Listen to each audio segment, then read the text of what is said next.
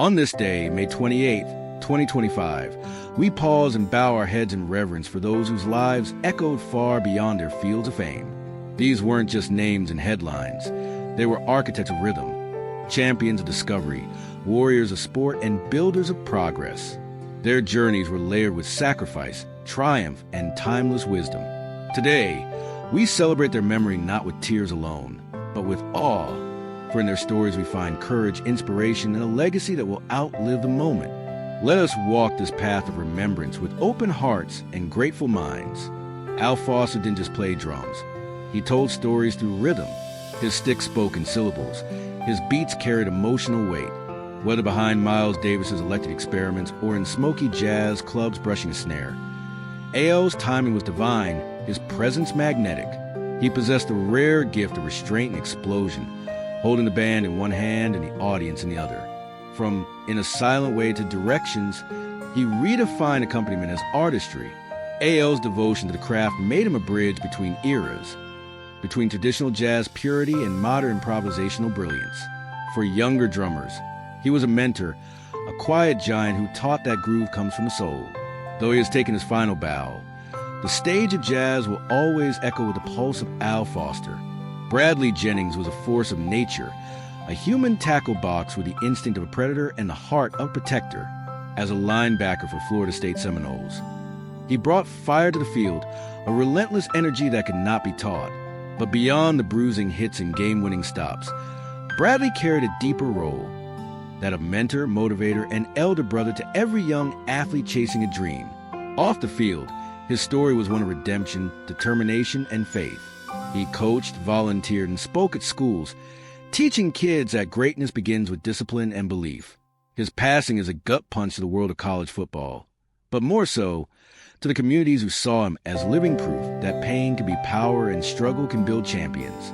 In a world obsessed with what's visible, George E. Smith gave humanity the tools to capture the invisible. His co-invention of a CCD sensor, now the backbone of every digital camera, telescope, and scanner, didn't just change technology, it changed how we see reality itself. Think of every astronomical image of galaxies, every MRI scan that saved a life, every photo you've cherished on your phone. George's fingerprints are in them all. Despite earning a Nobel Prize, he wore humility like a badge, often deflecting praise and lifting his colleagues. His genius wasn't loud. It was luminous, consistent, transformative. As an advocate for scientific curiosity, he spent his later years mentoring young physicists, urging them not to chase fame, but to pursue truth.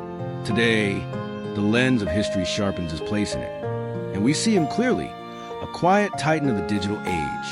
Verle Tiefenthaler's career in the major leagues might fit in a short stat line, but his story belongs in the long halls of American baseball lore. Born in rural Iowa, Verle chased a game with unwavering hope. Every pitch he threw, even in minor league obscurity, was filled with passion. When he finally donned the Chicago White Sox uniform, it wasn't about money or fame. It was about proving that hard work, not headlines, gets you to the mound. He played for the dreamers, the farm kids, the late bloomers, the ones who never gave up. After retiring, Verle returned home, becoming a beloved coach and community leader. He taught young boys how to pitch, but more importantly, how to lose with dignity and win with grace.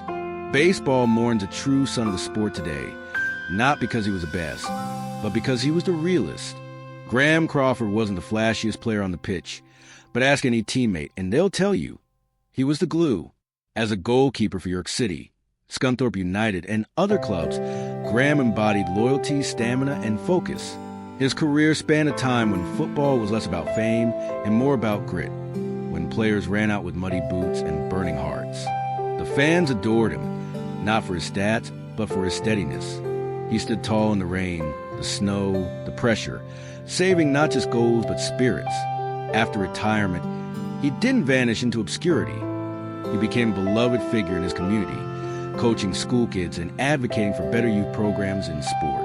His passing is a deep loss to those who knew him as more than a player, but as a steward of the game. Sir Bob Reed didn't just run the trains. He reimagined how they served a nation. As chairman of the British Railways Board during one of its most turbulent periods, He was both a reformer and a traditionalist, balancing innovation with identity. Under his stewardship, aging lines were modernized, unions were heard, and public trust slowly restored. He believed infrastructure wasn't just physical, it was emotional, connecting families, fueling economies, binding the UK together. His leadership was quiet, meticulous, deeply human, knighted for his service. Sir Bob continued long after retirement to advise on transportation policy, sustainability, and the future of smart mobility. His legacy rides in every whistle, every connection made on time. In an age of disruption, he was a conductor of stability. And now, as we close the chapter on May 28, 2025, let us not mourn in silence, but reflect in reverence.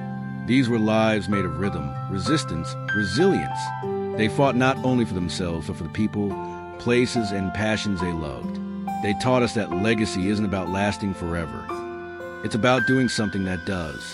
So may we remember A.L.'s rhythm, Bradley's fire, George's light, Verle's quiet victory, Graeme's loyalty, and Sir Bob's pathfinding vision. May we walk forward, not in shadow, but in their radiant echo.